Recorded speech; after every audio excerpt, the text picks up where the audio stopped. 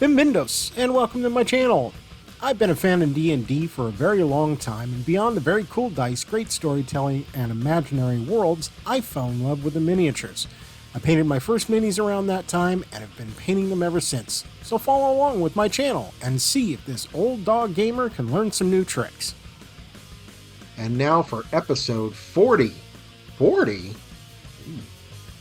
Dragonlance, the beginning of the end continues.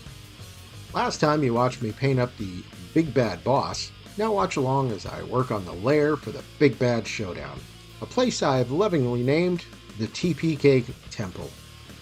This is my second attempt at building a major terrain piece for a big fight. My last one was almost 17 years ago.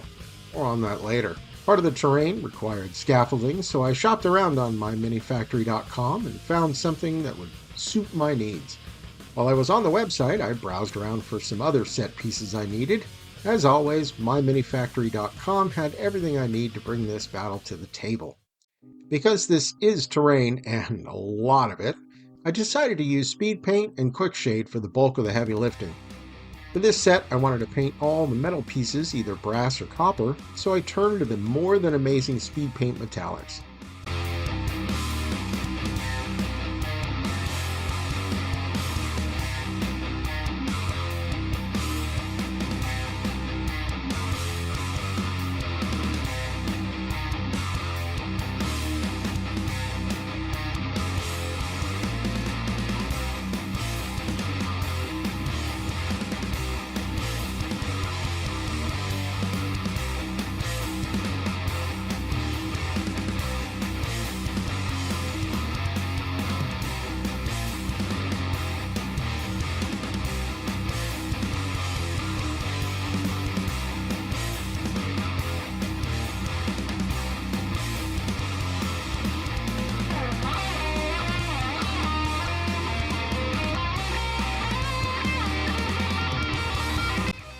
One of the first times I built a specific set piece for an encounter was during a campaign I started 17 years ago. I had moved away from my regular group, played 2nd edition, 3rd edition, and 3.5, and after a while I was starting to miss playing a regular game. I knew the fastest way to find a group was to DM one, so I put up a posting at my local game store. Did I mention it was 17 years ago? Within a couple of weeks, I was contacted by enough players to start up a game, and I chose Eyes of the Lich Queen as my adventure. During the 3.5 years, WotC put out several mega adventure books and were well written and beautifully done. I put Eyes of the Lich Queen right next to City of the Spider Queen as one of my favorite all-time adventures. I've been a huge fan of Eberron since the moment it was released. I remember the contest WotC did looking for a new fan-created setting. I read all the posts and updates on the WotC website. I was absolutely fascinated by what type of new setting was going to be chosen. When I saw the first teasers being released, I was a bit skeptical. It seemed like it was going to be too modern, and I already had a rulebook for that. But when it actually released, I was able to see it for what it was and instantly fell in love with it. I picked up as many of the Eberron books as I could, every Eberron-themed mini that was released, anything related to the new setting. My old group discovered Eberron with me, and we enjoyed the new options as well as the new variations of our old favorites. We ran through the first 3 Eberron adventures, and I ended up creating my favorite D&D character. With all the resources already at my fingertips, I was prepared for a return to Eberron with Eyes of the Lich Queen. After bringing together the new players to see how they mesh, the adventure was underway. Not giving away spoilers, ain't no spoilers on this here channel. But there was a part of the adventure that called for a heist encounter in a highly secured area. Because the events all happened simultaneously in various locations, I decided I wanted to build a 3D map of the location to make the encounter more dynamic. Long before my current setup, most of my minis were pre-painted, pre-WizKid minis, and my terrain was paper mats. But having a Michaels in town is a blessing. I was able to pick up the materials to make my set piece. With the only access for the heist being from the sea, it involved a dock as the main staging location and the largest part. I used foam core board and foam blocks for the walls and docks. I printed, on paper, some 1-inch grid sheets and then glued them down to calculate the movement. It looked rudimentary and basic, but it was great, relaxing way to spend my time after work. My players enjoyed it, everyone had a great time carrying it out the heist. I loved the whole project, and it was part of a confidence boost that only grew more over time. As I work on my current set piece, I remember that rush of excitement when showing off something like that to your players, that building of excitement as the parts come together step by step. A lot has changed in 17 years, and I now have resources I would have never believed possible. I'm glad I'll be able to share this piece soon.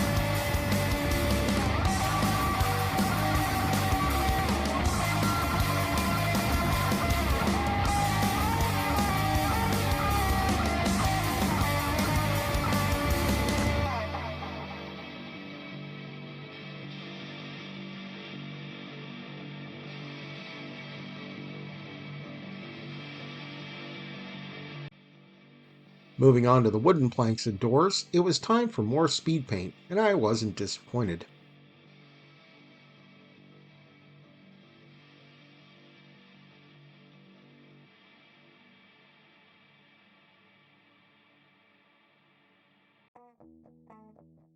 So, speaking of TPKs, let's chat about character death. No one likes it when the character you worked on months and sometimes years fails that final save and passes on. While there are spells to bring back willing characters, when you become attached to that part of your personality where your character lived, it's almost like losing a part of yourself. Your character, much like yourself, will be different from now on. I've seen players that I admire and respect cry over the loss of their character. No one mocked them, called them weak, or made a joke, because we all know on some level that feeling. I personally have only resurrected one character, but he was my absolute favorite, so why shouldn't I? Most of my characters I do become attached to some degree, but I prefer to leave those chapters closed and start new ones, a reincarnation of sorts. I prefer to explore something I haven't done or tried before, but for a while there was one class I refused to play. Now, most character death is difficult, but honestly, sometimes a character evolves into something that's no longer fun to play. I had one character like that in a previous game. He had a hard adventuring life and a very epic death, but he was my only trip into Never Say Never Land. My son is a fan of Ravenloft to almost the same level as I am with Eberron. When the first print of Curse of Strahd came out, my son picked it up and decided to take the role of DM, plunging the group into Barovia's dark and creepy funhouse. Up until that point, there was a specific class I said I would never play. Every time someone played this class in any of my groups, it always felt like I was adventuring while a cop was looking over my shoulder. No diss to the players, they played the class spot on. My nickname for the class is Dudley Do-Right, but everyone else calls it Paladin. Since we were heading into a vampire fight, I decided to try something new, and since the 5e rules were the most flexible I'd ever seen for a paladin, I decided it was time to break my vow. Lo and behold, Cassius came to life. He was a low-level paladin who always meant to do the right thing. Cassius was there to cut a path straight through to the villainous vampire, and he did exactly that, albeit not very gracefully. Dex is a dumb stat, yo. Cassius had the honor of landing the final blow that destroyed Strahd. After freeing the good and simple people of Barovia, it was time to bring his brand of righteous justice to the rest of the multiverse. His adventures took him in some crazy places in Forgotten Realms. Places like the Tomb of Annihilation, Thay, and a bunch of places I don't remember because I was living in Brazil at the time and Cassius was just an NPC. Cassius went up against some epic foes, and he was always the first one to charge into a fight, which made him the first one to get hit by the Lich's Feeble Mind spell cast as a reaction.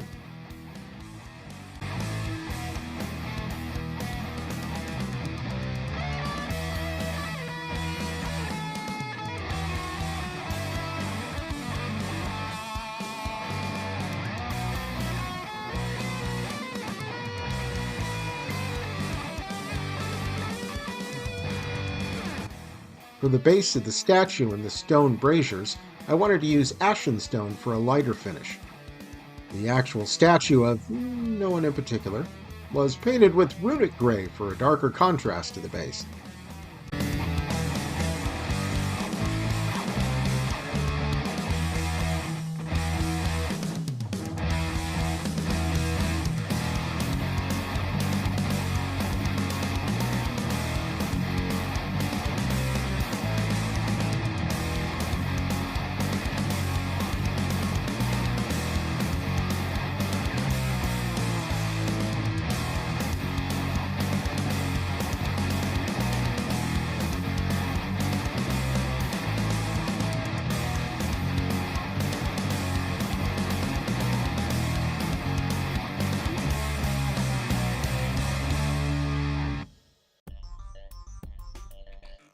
All the pieces I'm painting here were found and purchased from myminifactory.com and printed with my Anycubic Photon Mono M5S. See the links in the descriptions.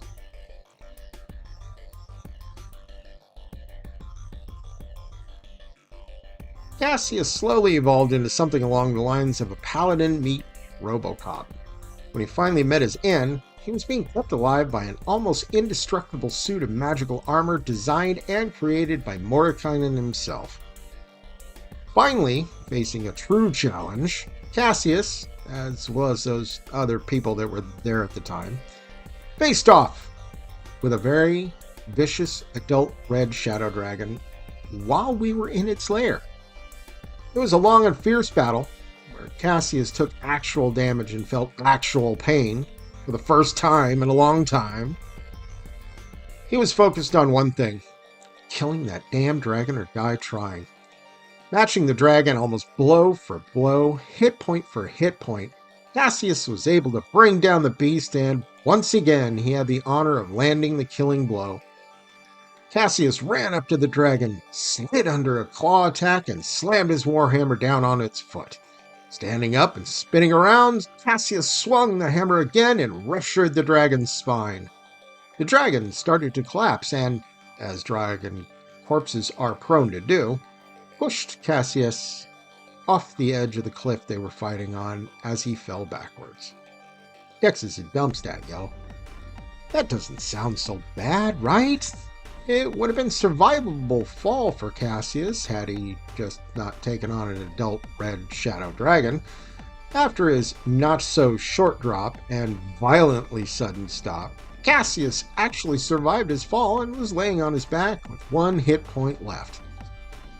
But then looking up at the falling dragon, Cassius thought to himself, well, at least I killed the damn thing first, as he was crushed for way more than one hit point's worth of damage.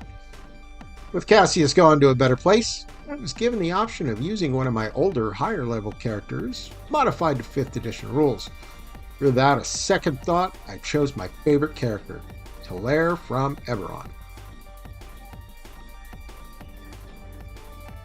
Personal note: try to remember that the camera is right above your head when holding the brush like a pencil and then adjusting your glasses. Yep, that happened, and it was a pain in the ass to clean. But clean it did, and I was right back to it.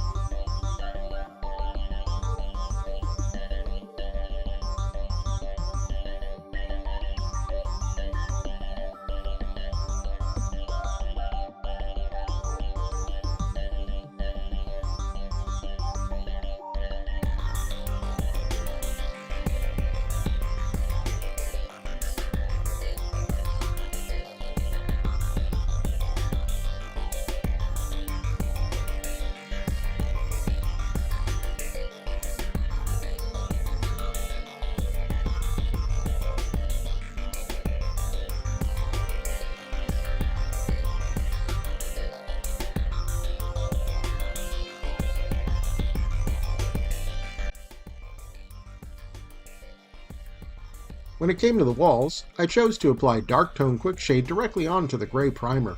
The results came out great and in half the time. While the quick shade did the trick for the brick, the wooden supports on the walls needed treatment with dark brown. This helped with emphasizing the dark contrast between the walls and the other pieces specific for the encounter.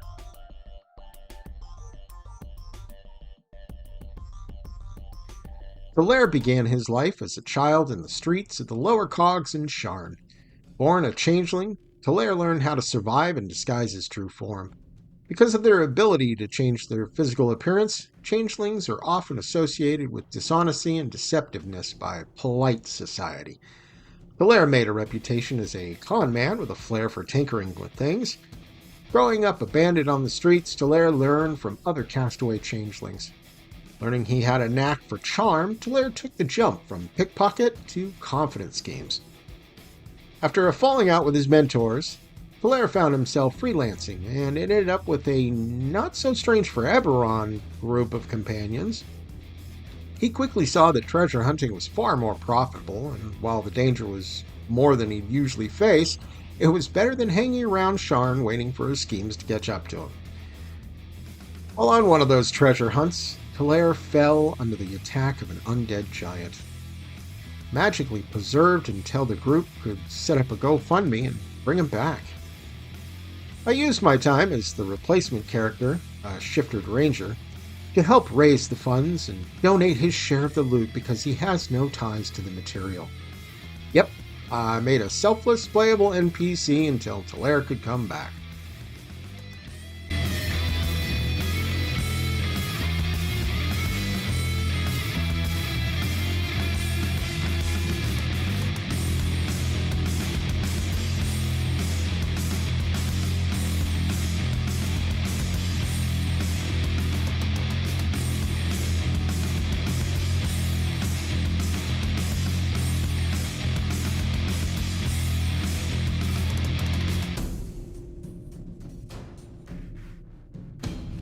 I had forgotten how repetitive batch painting can be, and it's no different with terrain pieces.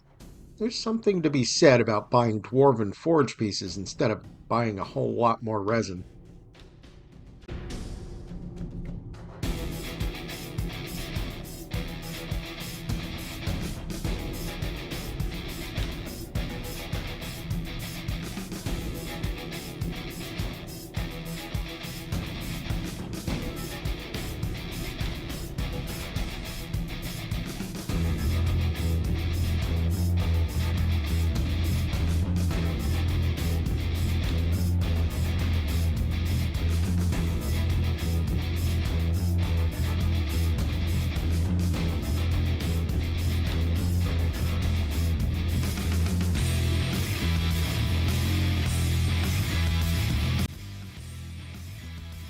After his resurrection, Talair once again resumed his treasure hunting, but with far more safeguards against death. After years of being on the road with his friends, Talair returned to Sharn, an unbeknownst hero of the people, with a whole new set of identities and tricks prime for setting loose on the polite society of Sharn. One day, while running away from the Sharn City Watch for who knows what, He turned a corner, hoping to switch identities before the watch could catch up.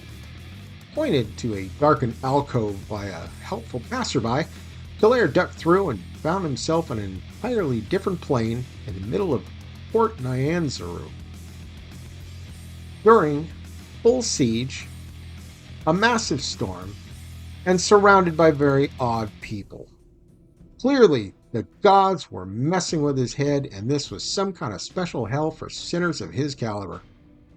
Existential crisis aside, he decided to follow along with this group.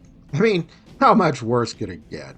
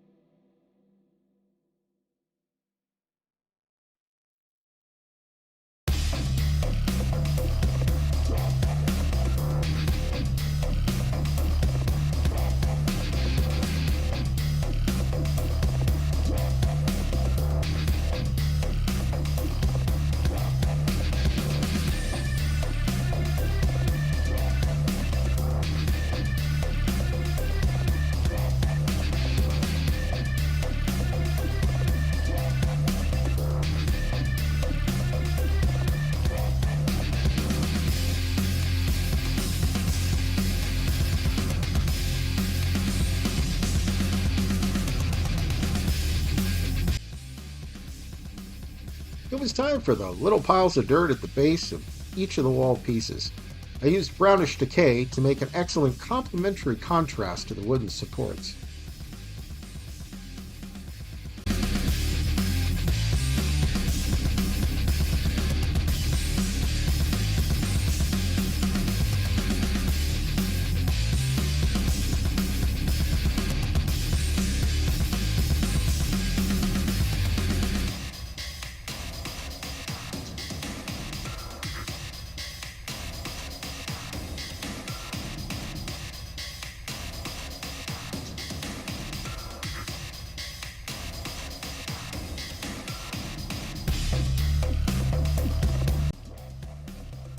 An additional detail on the walls was the scattering of skulls and candles. I hit these with a thinned down pale sand war paint.